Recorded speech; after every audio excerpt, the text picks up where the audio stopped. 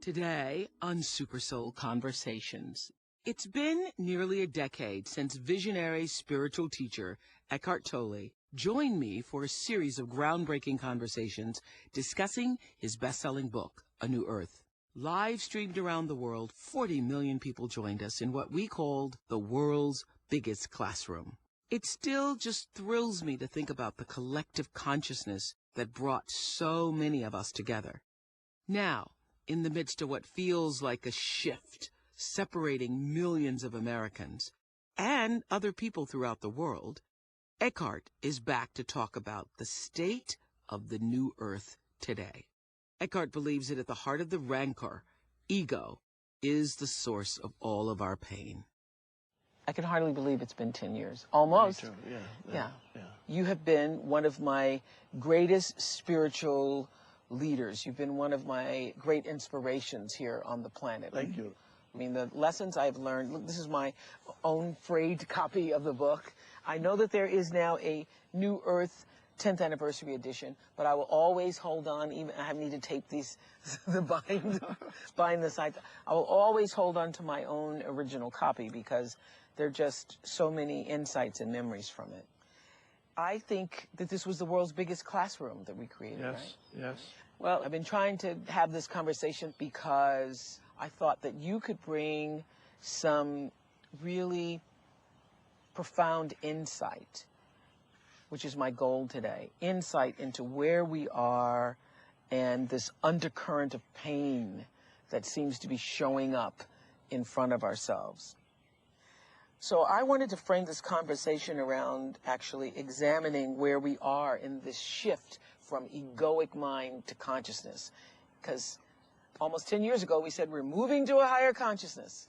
Yeah. And now it feels like there's a big divide that's preventing the consciousness. Or is the divide here to make us more conscious? Right. Well, the divide is a challenge, a big challenge. So the challenges that are inevitable for humans, sometimes they arise on a personal level, and at other times challenges arise in the collective, which means millions of people get challenged at the same time for the same reason. So from a higher perspective, what we are witnessing now and millions of people are experiencing now is a collective challenge. And all over the world, actually. All over the world, not just here. Mm-hmm. There's also, in America here, there's a division that happens that's basically, if you look at the population or the electorate, half the people live in one kind of universe with one kind of mindset, and the other half live in another alternate universe with another kind of mindset. And that creates a separation. The reason for the separation is that people are so identified with their particular mindset. Which is what ego is. That's what ego is, to be identified with mind, with thought structures, with opinions, with viewpoints, with perspectives. To be identified means to derive your sense of self, your sense of who you are, from certain thoughts in the mind. So if you're identified with your viewpoint or opinion, you don't realize that this is a viewpoint or opinion. To you, it is the absolute truth, and it is inseparable from your sense of self. Right, so you think you are that. Yes. So that's why you say, I am a Republican, I am a Democrat, I am whatever your job is, I am this thing. Yeah. Yes, so that's ego. So what's happening now collectively is a strengthening of the ego in many humans. So I want to say that well, first of all, everybody has an ego. Yeah. And before I read A New Earth, I thought ego meant the person who was arrogant, the person who was, overconfident, the person who was a show-off. But I, in fact, learned through a process of A New Earth that everyone has an ego. And the ego is really your identification with your mental state. Yes. Right. Yes. Yeah. Whatever that is. Whatever that which means is. we all have it. Yes, well, we all our minds have been conditioned in certain ways. Everybody has their particular kind of conditioning, which Right. goes back to childhood, environment, upbringing, family background, the culture that you grew up in. All that becomes the conditioning of your mind. And so, to be clear, whenever you are identifying with that mindset, it means that is your ego. That's right. Because who you are, you, the deeper I, the deep I, or I say you with a capital Y, Yeah. O and a U, is consciousness. Yes, that's right. Yeah. So to be identified is the ego. It doesn't mean that the conditioning of your mind disappears. So you still have opinions and viewpoints Right. on whatever, on politics and so on. But when you talk about your opinions or viewpoints, you no longer regard them as an essential part of who you are. That's right. You know what it is? What happened to me? It just doesn't hold as much weight. Yes. Yeah. Yes. I still am the same person. I still have the same opinions, the same values, but I don't have to prove myself to be right. I can listen to your side of it and hear your side of it and actually see some right in that, even though I might have disagreed. Yes. That's right. So I can observe my ego. I can observe my mental state. Yes. Yeah. Yes. Once you understand that you are a part of consciousness, that you are consciousness, that you are separate from your thoughts, which is the biggest lesson to get in the world, is it not? Yes. Yes. That's the realization that can only come to you if you are observant, and in the gap between two thoughts, for example, right now as we're speaking, if I slow down a little bit, then there will be very brief gaps between words or between sentences.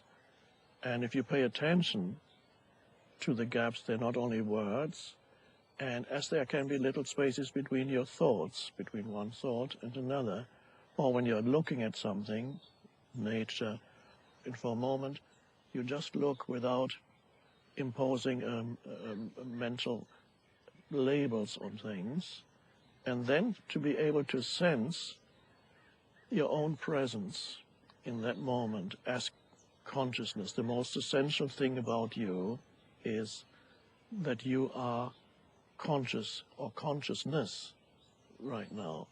And another word for that is aware. You're aware. That's the awareness arising. Yes. You know that you are conscious directly, not as a conceptual knowledge, but direct realization of that essence of who you are. And that's such a liberation from the prison of inhabiting a purely personalized sense of self, Right. where you derive your identity from your personal history, the narrative, the story in your mind, all those things that make up the so-called person. There's nothing wrong with that. Of course, you have memories, but to derive your sense of self from these memories, that's a great limitation. So it's just like you write in the beginning of A New Earth. Everybody comes to their own evolution in their own due time. The fact that you're hanging in and you're reading this and you're seeking this means that you have reached a level of awakening. Yes, right. That's right. Because otherwise you would open that book and the page would be completely meaningless. Absolutely. There needs already be something in you that recognizes the dimension to which the words point, that is in you. The dimension to which the words point is the consciousness within you. Yes. Because if you are still listening to us right now, it means that you are already in a state of awareness and openness and seeking for yourself that is unlike most of the world, I would say. Yes, yes. And that's... It's a higher state of being if you can even hear this conversation. That's right. This is one of my favorite quotes. Life will give you whatever experience is most helpful for the evolution of your consciousness. How do you know this is the experience you need? Because this is the experience you are having at this moment. Yes. Which is true for you as an individual, and which is true for our culture, which is true for our world right now. How do we know this is the experience we need? Because this is the experience we are having. Yes. Because that's the way each person's personal evolution operates, right? Yes. Well, there is a certain inevitability about whatever form this moment takes, because this moment is connected to all the previous moments. So the entire universe has conspired to bring about the form that this moment takes. You can't argue with it, because if you argue with the present moment, that's suffering and it's crazy. Say that again. I think it's important for everybody on all sides to hear. The entire universe, meaning every human being who's ever lived and evolved to this point, and every person that's been born, has been moving to this point in time where what we're experiencing in our lives personally and also on the political stage. Yes, because it's all connected. Has been coming forever. That's right, yes. Now, in some New Age teachings, you sometimes hear when people go through suffering or pain, and somebody else tells them, why did you manifest that? I don't say that. I'm not saying that's not entirely false, but I'm not asking people to convince themselves that they manifested whatever they're experiencing at this moment, even if it's unpleasant. All we need to know is accept this moment as if you had chosen it. I'm not telling people you chose this moment, but that's too much for many people. They don't want to accept that. I don't choosing this illness. I don't choose to lose my I job. lost my job. Yeah. Okay. So I don't want to go there. But all we need to know is, in order to live more consciously, in order not to live in opposition to what is in the present moment, which is to live more consciously, accept this moment as if you had chosen it. And that brings in a new consciousness. And do not deny the moment. This is what I learned from you, that literally it eliminated all stress in my life. Resisting the moment that is only going to create more anxiety and more being more upset. A lot of the unhappiness that people experience, they believe it's due to the conditions of what's happening at this moment. But in most cases, it's not the conditions of the situation that you're in that causes the unhappiness. It's the mind telling you something about this moment that causes the unhappiness. Yes, so like I should have been there, I should have been earlier, I shouldn't have stopped to do this, I should have done that. It's the mind. Yes. Yeah. I sometimes tell people, just don't believe what I say, just try it out in your own life. Next time you get upset in a certain situation, let's say you're at the airport, many people get upset at airports. You line up at the counter, it takes a long time, and you get more and more upset, and then you observe that what is it that causes me to be irritated, angry, upset? What is it, this situation? Or is it that my mind is telling me that this should not be happening? The ego is very good at misinterpreting reality, and it believes its stories. The ego comes up with stories, often not pleasant stories, about the isness of things, and it's a source of great suffering. So once you recognize that, you can experiment in your own life. When you feel upset arising, watch your mind. Yes. Be there, be aware of what your mind is doing. This is the most vital thing in spiritual life, is to be able to watch your mind, to be the observer of your mind, so that the mind is not controlling you. And that is how you eliminate stress. Yes. And suffering. Yes. You say on page 119, the ego's fear and distrust of other people, its tendency to emphasize the otherness of others by focusing on their perceived faults and make those faults into their identity, is taken a little further and makes others into inhuman monsters. We are in that state now, are we not? Yes. In our culture, our country, our world. Yes. Not to be able to see the humanity in another human being, but only hear whatever it is they are saying, whatever is the reflection of their mind, their mental positions, and mistake that for who they are. So anybody who questions or challenges your mental positions is regarded by the ego as an enemy.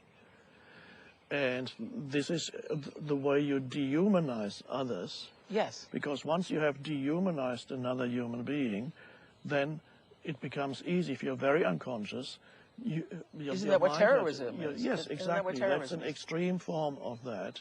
The most essential thing is that we are both expressions of the one consciousness. What we share as human beings is the essence of who we are, the essence of who I am and who you are is consciousness. Not the thoughts, but the underlying consciousness. Based on the anger playing out every day in the news, negativity on social media feeds, you pose the question, have we regressed? Is the new earth still happening? It's happening, but it's being challenged. And from a higher perspective, being challenged is a good thing. Let's look at the nature of challenges. If you look at your own life or anybody's life, you may find that one way or another, what looks like obstacles to where you want to go, where you want to be, what you want to achieve, obstacles seem to arise almost continuously in the form of difficult people, difficult situations. Some people have the perception that they're being sabotaged by life all the time. People resent being challenged by life. They think challenges should not exist. But as I sometimes put it, you may find, if you've lived for long enough, that at some point you realize that the world isn't here to make you happy. It can't do that. It's sort of like human evolution, where you say it's not linear. You take 2 steps forward in your own life and a step backwards. And then the further back you go, the more of a bounce you have to move forward, right? Yes, we definitely have evolved in consciousness, but it does not go in a straight line upward. As the evolution of consciousness happens, you regress, and then you go forward a bit more. And it goes in cycles. I hear people saying all the time, are we going backwards? Are we stepping backwards? Indeed, you say, we are. Yes. All the signs are that now we are at the beginning of a regressive movement, which does not mean that every individual will become identified with ego again. It's a challenge, but it does not mean that you will also have to regress. Doesn't this mean, because, you know, what we're facing in the country politically, the divisiveness, the political divide here, I think that these times, however it's showing up in your life, because there's really only one goal, and that is for us to become more conscious, to become more fully human, to fully express the depths of what we have come here to do, that this is showing up to bring out the most, the best, the highest. Yes, the challenge actually forces you to go deeper. First, you may suffer. If it drags you down into unconsciousness, then suffering arises again. And as you suffer, then you're forced to transcend the suffering and go deeper. So the big opportunity when challenges arise is the opportunity and the need to intensify your presence. Meaning being fully here. Yes. Fully here. More alert, more present. More aware. Yeah. Will you share your philosophy about how this past election was in some way a mirror of our collective consciousness? Yes. So it brought to the surface what was already there in the collective unconsciousness.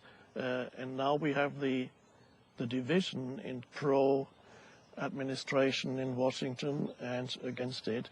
And this is a typical example of how the ego operates and how the ego's need to have enemies. So it comes back to what I was saying earlier, Separation. the ego's fear and distrust of other people. Separation. Yeah, wanting to emphasize the other, the Wanting other, the to other. emphasize separation. Because if yeah. I can make you the other, then it makes myself. That's an important point. It strengthens your sense of self, but that it's a fictitious sense of self. It's a Right. mind-based sense of Yeah. self. It's not a happy sense of self. So that is important for people. They need to be very alert. Not to get sucked in. That's it, yes. Because that's the great danger. Yeah.